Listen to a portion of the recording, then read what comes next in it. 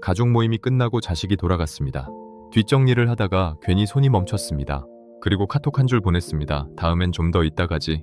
별말 아닌 것 같은데 답이 없었습니다. 1시간이 지나도 조용했습니다. 하루가 지나도 조용했습니다. 그 침묵이 더 불편했습니다. 그때 이런 생각이 드셨을 겁니다. 내가 뭔가 잘못한 건가? 아니면 이 아이가 원래 이런 건가? 둘 다 아닙니다. 서운함을 꺼낼 때마다 자식이 멀어지는 데는 당신 성격과는 전혀 상관없는 이유가 있습니다. 안녕하세요. 본능 설계도의 라이언 박사입니다. 오늘도 당신의 설계도를 차갑게 해부하겠습니다. 오늘은 자식에게 서운함을 표현할수록 왜 더 멀어지는지, 그 안에서 어떤 손해가 반복되고 있는지 정확히 짚겠습니다. 이걸 끝까지 보고 나면 자식에게 연락하는 방식이 달라집니다. 그리고 지금까지 왜 같은 일이 반복됐는지도 보이기 시작합니다. 자식에게 서운함을 표현하는 건 자연스러운 일입니다. 말하지 않으면 아이가 어떻게 알겠냐, 그 마음도 맞습니다. 그래서 말합니다. 연락이 너무 없다. 생일에 문자 하나 없었다. 오라고 해도 매번 바쁘다고 한다. 가족 모임에 와서도 시계만 본다. 처음 한두 번은 자식도 미안해합니다. 전화도 하고 더 자주 연락도 합니다. 그런데 그게 2번, 3번 반복되면 무슨 일이 생길까요? 자식은 전화기를 들기 전부터 먼저 이런 생각이 듭니다. 오늘 또 무슨 말 나오겠지. 그 생각이 드는 순간 전화가 무거워집니다. 무거운 전화는 자꾸 뒤로 밀립니다. 뒤로 밀리다 결국 안 하게 됩니다. 그 다음부터는 자식 쪽에서도 변화가 생깁니다. 퇴근길에 핸드폰을 열었다가 부모 이름이 뜨면 잠깐 멈칫합니다. 받을지 말지 망설입니다. 그 망설임이 1번, 2번 쌓입니다. 나중에는 망설이는 것 자체가 버릇이 됩니다. 그러고 나면 먼저 연락하는 일은 거의 사라집니다. 처음에는 그냥 서운해서 한 말이었습니다. 그런데 그 한마디가 자식에게는 생각보다 오래 남습니다. 서운함을 말할 때마다 자식은 조금씩 더 멀어졌습니다. 당신이 나쁜 부모라서가 아닙니다. 같은 말도 자식 귀에는 전혀 다르게 들어가고 있었던 겁니다. 손해는 여기서 시작됩니다. 이 부담은 생각보다 오래 갑니다. 여기까지는 많은 분이 어렴풋이 알고 있습니다. 진짜 불편한 이야기는 지금부터입니다. 서운함을 표현하면 자식이 달라질 거라는 생각. 이 생각이 어디서 나왔는지 한번 봐야 합니다. 우리가 평생 써온 방식입니다. 누군가 서운하면 말하고 상대가 미안해하고 관계가 회복됩니다. 친구 사이에서도 그랬고 부부 사이에서도 그랬습니다. 그 방식이 몸에 익었습니다. 그런데 부모와 자식 사이에서는 이 방식이 다르게 움직입니다. 친구나 배우자는 서운함을 들을 때 같은 자리에서 반응합니다. 나도 서운한 게 있었어. 그러면서 주고받습니다. 그런데 자식은 다릅니다. 자식은 부모 앞에서 자기가 똑같이 받아칠 수 있다고 느끼지 않습니다. 그래서 반응할 길이 갑자기 좁아집니다. 자식은 부모의 서운함을 들을 때 제대로 대답하기 전에 먼저 한 가지를 느낍니다. 내가 부족한 건가?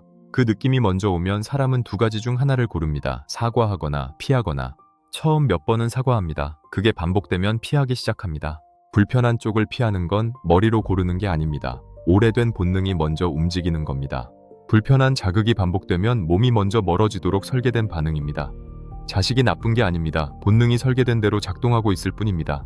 서운함을 꺼낼 때마다 부모 연락은 자식 마음에 조금씩 부담으로 남고 있었던 겁니다.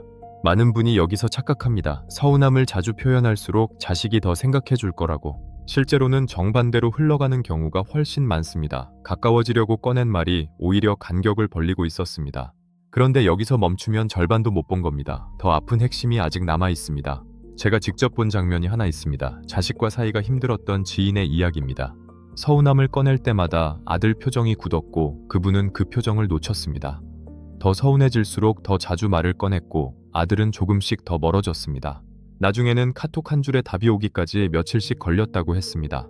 그 말은 결국 아들에게 해야 하는 일처럼 남았습니다. 부모를 보는 게 반가운 일이 아니라 가면 뭔가 들어야 하는 일이 된 겁니다. 사람은 해야 하는 일이 된 관계를 오래 따뜻하게 이어가기 어렵습니다. 채우거나 피하거나 둘 중 하나가 됩니다. 피하는 쪽이 훨씬 쉽습니다. 그래서 아들은 조금씩 더 멀어졌고 이분은 그게 더 서운해서 또 말했습니다. 그 순환이 계속됐습니다. 관계가 의무로 자리를 잡기 시작하면 그 관계에서 따뜻함은 점점 빠져나갑니다. 연락은 더 줄고 만남은 더 짧아지고 대화는 더 형식적이 됩니다. 서운함 한마디로 시작한 일이 여기까지 번집니다. 이 손해는 서운했던 그 순간보다 훨씬 오래 남습니다.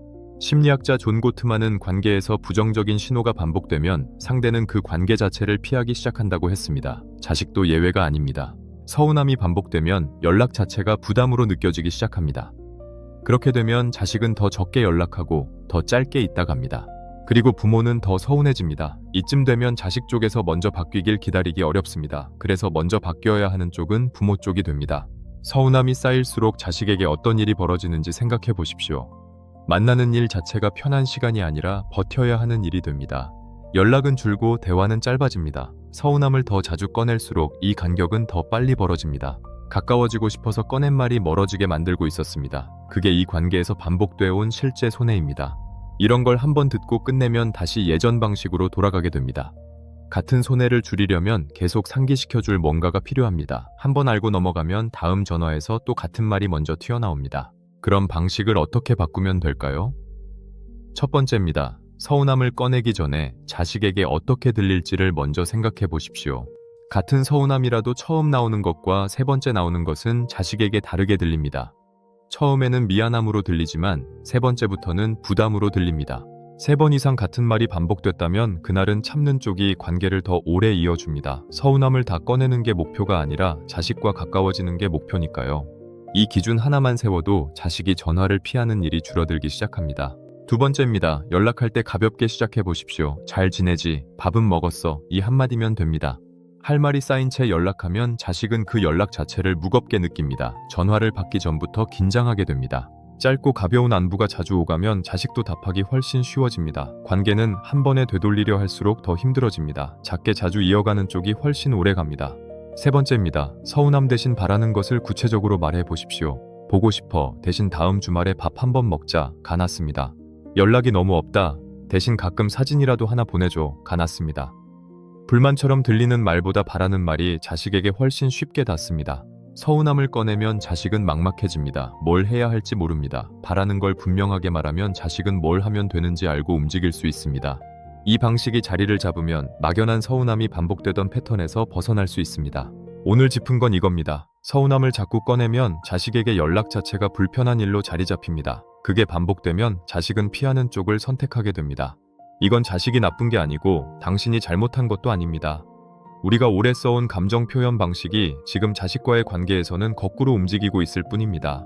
그래서 같은 말을 계속 꺼냈는데 자식이 계속 멀어졌다면 그건 관계가 틀어진 게 아닙니다. 방식이 잘못 이어져 있었던 겁니다. 같은 말을 더 자주 꺼낸다고 관계가 회복되지는 않습니다. 앞으로 자식에게 연락하기 전에 한 가지만 먼저 생각해 보십시오. 이 연락이 자식에게 반갑게 닿을지 아니면 무겁게 닿을지.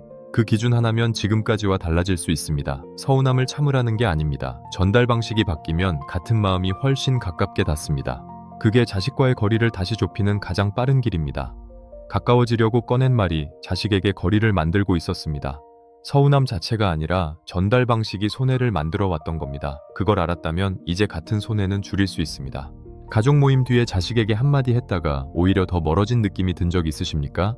댓글에 짧게 남겨보십시오. 사람 보는 눈은 그냥 두면 또 흔들립니다. 구독해 두시고 다음에도 같이 보십시오. 지금까지 본능 설계도의 라이언 박사였습니다.